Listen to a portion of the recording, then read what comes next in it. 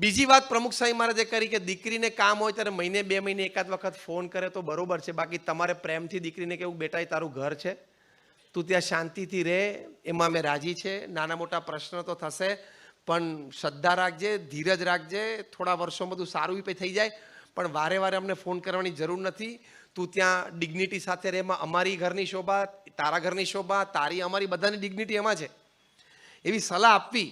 અને કહેવાનું બેટા થોડુંક તો સહન કરવું પડશે, નવું ઘર છે, નવી વ્યવસ્થા છે. આ તો અત્યારે રિવર્સ સલાહ આપે, શું કંઈક થાય તો જે તમે આપો જ છો સલાહ, ઇટ્સ રોંગ. હમણાં જ અમેરિકામાં AAA કોન્ફરન્સ એટલે અમેરિકન એસોસિએશન ઓફ એડવોકેટ્સ, એની એક નેશનલ કોન્ફરન્સ થઈ. એ કોન્ફરન્સમાં પણ જુદા જુદા આયામો હોય, એમાં જે ડિવોર્સ લોયર્સ હતા 300 જેટલા ડિવોર્સ, કોઈ સિવિલ હોય, કોઈ ક્રાઇમ સંભાળતો, એમાં ડિવોર્સ લોયર્સની જે પેટા વિભાગમાં કોન્ફરન્સ ચાલુ હતી, એમાં 300 લોયર્સ હતા. આ બધા મિલિયનર છે ને બધાને 18 કલાકનું કામ છે. ખબર પડી હું શું બોલ્યો? આજે 300 ડિવોર્સ લોયર્સ ભેગા થઈને બધાને 18 કલાકનું દિવસમાં કામ છે અને બધા મિલિયનર છે. 3 દિવસનું બ્રેઇન સ્ટોર્મિંગ સેશન ચાલ્યું. તમે એની વેબસાઇટ ઉપર આ કન્ક્લુઝન પેપર વાંચી શકશો. એમાં એમણે લખ્યું છે કે one of the 5 principal reason four ડિવોર્સિસ in young couples, 25 થી 35 40 સુધીના કપલ્સ હોય એના ડિવોર્સમાં 5 મુખ્ય કારણમાંનું મોટું અગત્યનું કારણ શું છે? તો ચોખ્ખા શબ્દોમાં લખ્યું છે, over involvement of the daughter's mother in her in-lose house.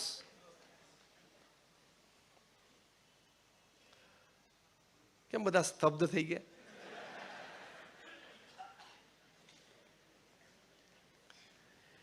એટલે કારણ કે વારે વારે પછી રોજ સાંજે ફોન કરે તો ત્યાં શંકા જાય, પ્રશ્ન ઊભા થાય, અને રોજ સાંજે વાતો કરે એમાં કંઈ માલય ના હોય ને, થેપલા કરે, ભાખરી કરે, જે કર્યું ખાઈ લે ને ભાઈ, માથાકૂટ.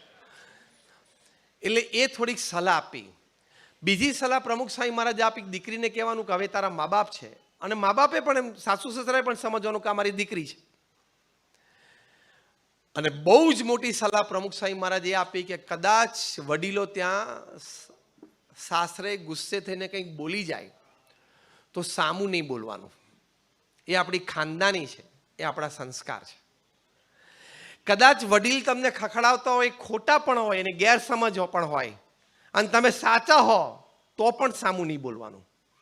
અને 2 દિવસ પછી વાતાવરણ શાંત હોય ત્યારે પ્રેમથી સાસુ કે સસરાને કહેવાનું કે પપ્પા મમ્મી તમે સમજતા હતા, તમે આ વાત આમ કરતા હતા, તમને કદાચ આ માહિતી હશે, પણ વાત આમ હતી અને પ્રસંગ આમ બનેલો.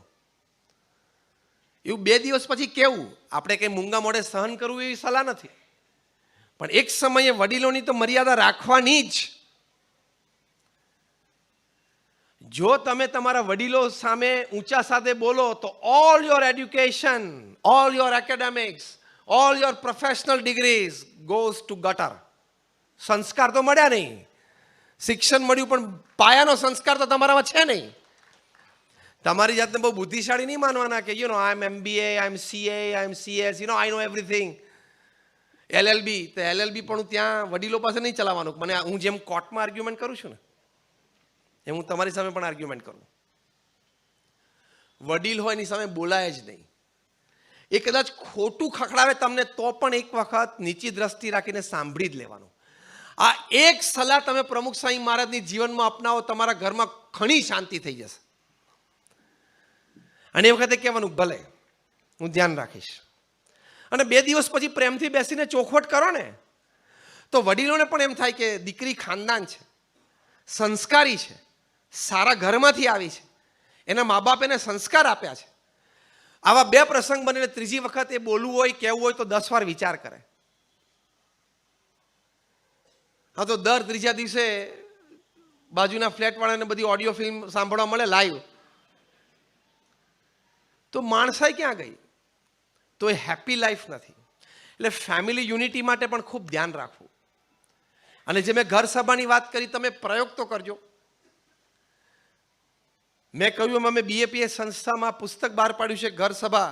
એ પુસ્તકમાં જે તે વ્યક્તિ પરિવારના નામ પ્રસંગો બધા એમની અનુમતિ લઈને લખ્યા છે કેટલા બધા પરિવારોમાં સાસુઓના વિખવાદ મટી ગયા, બાપ દીકરા વચ્ચે બિઝનેસમાં, દીકરો બિઝનેસમાં જોડાય પછી કંઈક મતભેદ હોય એ મટી ગયા, અંદર અંદર અબોલા પ્રસંગો એ નીકળી ગયા. Everybody started living happily in the family.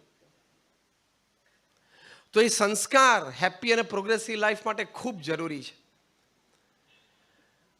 અને આ ઘર સભા છે, મેં કહ્યું કે પ્રથમ તમે ભગવાનનું નામ સ્મરણ 5 મિનિટ કરો, 10 મિનિટ આપણા સદગ્રંથો વાંચો. તમે એમ ન સમજતા આ કોઈ ધર્મની વાત છે, આ કોઈ રિલિજન સ્પિરિચ્યુઆલિટીની વાત છે. આ બધી જ વાતો બહુ સાયન્ટિફિકલી પ્રૂવ થઈ છે. વિષય જુદો છે એટલે હું વધારે ડેપ્થ ઉપર નથી જતો, પણ 50,000થી પણ વધારે રિસર્ચ પેપર્સ નેશનલ ઇન્ટરનેશનલ સેમિનાર્સમાં by men of science, not by men of religion, પ્રકાશિત થયા છે કે ભગવાન સાથેનો કંઈક સંબંધ તમારો હશે. પ્રાર્થના દ્વારા, નામ સ્મરણ દ્વારા, મંદિરે દર્શનથી, સંત સમાગમથી તમારા જીવનમાં ફિઝિકલ, મેન્ટલ, ઇમોશનલ કેટલા બધા લાભ થશે.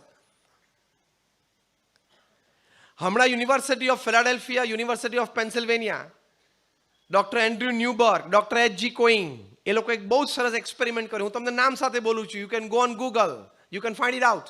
આ યુનિવર્સિટીની વેબસાઇટ ઉપર જજો, તમને આ બધું મળશે. હું તમને એબ્સોલ્યુટલી સાયન્ટિફિક અને લોજિકલ વાત કરીશ કે આપણા ધર્મની, સંસ્કૃતિની, અધ્યાત્મની, ધર્મની વાત કેટલી સાચી છે, કેટલી સારી છે. એ લોકોએ પ્રયોગ કર્યો. આખા અમેરિકામાંથી 4,000 વ્યક્તિઓને બોલાવ્યા, હજારના 4 ગ્રુપ કર્યા. પહેલું એજ ગ્રુપ હતું 4 to 12 years, બાળકો હતા. બીજું એજ ગ્રુપ હતું 12 થી 22, ટીનેજર્સ અને યંગસ્ટર્સ. ત્રીજું એજ ગ્રુપ હતું 22 થી 60, જે બૌદ્ધા આપણે અહીંયા બેઠા છીએ એજ ગ્રુપના 22 થી 60. અને ફોર્થ એજ ગ્રુપ હતું was 60 to 80, retired and old age people. આ લોકો across caste, creed, religion, nationality હતા. આખું ક્રોસ સેક્શન હતું. સ્પેશિયલ સાયકોન્યુરો સોફ્ટવેર્સથી એ લોકોના માઇન્ડ મેપિંગ અને એમઆરઆઈસ થયા કે એ લોકોના શરીરમાં, બોડીમાં હાર્મોન્સનું સિક્રેશન, મૂડ્સ, થોટ્સ પ્રમાણે બધું ચેક થયું. પછી એ લોકોને કહ્યું કે તમે ભારતીય પદ્ધતિ પ્રમાણે જમીન ઉપર પલાઠી વાળીને બેસો, જે પણ ભગવાનમાં તમે માનતા હોય ભગવાનની મૂર્તિનું ધ્યાન કરીને તમે નામ સ્મરણ કરો. 12 મિનિટ 3-4 વખતે પ્રયોગ કરાવ્યો. પછી આ બંને doctors, doctor Andrew Newberg, doctor H G. કોઈંગે કીધું કે હવે તમે બધા પોતપોતાના ઘરે જાઓ. You are subject of this experiment. Continue this experiment every day for 8 weeks. 8 અઠવાડિયા સુધી તમારે રોજ 12 મિનિટ આ પ્રયોગ કરવાનો. They did it faithfully. 8 અઠવાડિયા પછી પાછા એ લોકોને બોલાવ્યા, 2-3 વખત પ્રયોગ કરાવ્યો. પછી આ સાયકોન્યુરો સોફ્ટવેર વર્ઝન 2.0 થી ફરી વખત એ લોકોના માઇન્ડ મેપિંગ અને એમઆરઆઈસ થયા. અને you can read the conclusion report. એમાં લખ્યું છે કે અમને આ સાયકોન્યુરો સોફ્ટવેર્સથી જે એના હાર્મોન સિક્રેશન્સ બોડીમાં થાય એની પરથી એક વાત નક્કી થાય છે એઝ અ કન્ક્લુઝન કે જે 4 થી 12 વર્ષના બાળકો હતા એ લોકોએ રોજ 12 મિનિટ ભગવાનનું નામ સ્મરણ કર્યું તો 15 થી 25% વધારો એ લોકોના મેમરી પાવરમાં અમને જણાણો. આ હેપી અને પ્રોગ્રેસિવ લાઈફ માટે બહુ મોટો એકમ છે કે નહીં?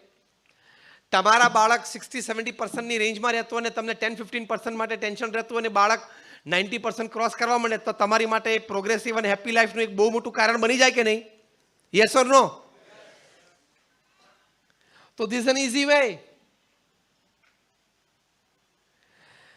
જે 12 થી 22 વર્ષના તરુણો અને યંગસ્ટર્સ હતા એ લોકોને 15 to 25% increase in will power and confidence. કારણ કે આ 12 થી 22 વર્ષના હોય ને એ લોકોને આમ વિલ પાવર અને કોન્ફિડન્સ બહુ શેક થતો હોય. આની સાથે ફ્રેન્ડશિપ કરું કે ના કરું? હું આ સબ્જેક્ટ લઉં કે ના લઉં? આ ટીચર મને ફાવે કે ન ફાવે? આ કોર્સ, આ ટેક્સ્ટ બુક મને ગમે ન ગમે? આ ક્લાસીસમાં જવું કે આ ટ્યુશનમાં જવું કે આ ટ્યુશનમાં જવું? હું આ પહેરું કે આ પહેરું? દ્વિધાઓ બહુ હોય. 25 વર્ષ થાય ને પછી આ બધી દ્વિધાઓ મટી જાય. સવારમાં ઉતાવળ જેટલું જેટલું ખેંચીને જે આવે પહેરી ભાગવાનું જ હોય. It's just a lighter moment. What I mean to say is કે willpower અને confidence આ લેવલ ઉપર in the age group of 12 to 22 એમાં 25% ઇન્ક્રીઝ થાય તો કેટલો મોટો લાભ હેપી અને પ્રોગ્રેસિવ લાઈફ માટે છે. જે 22 થી 60 વર્ષના હતા, જે બૌદ્ધા એજ ગ્રુપ આપણે અહીંયા બેઠા છીએ, એ લોકોને પણ 15 થી 25% વધારો જણાયો એમના બફર કેપેસિટીમાં, એટલે capacity two absorb shocks of life.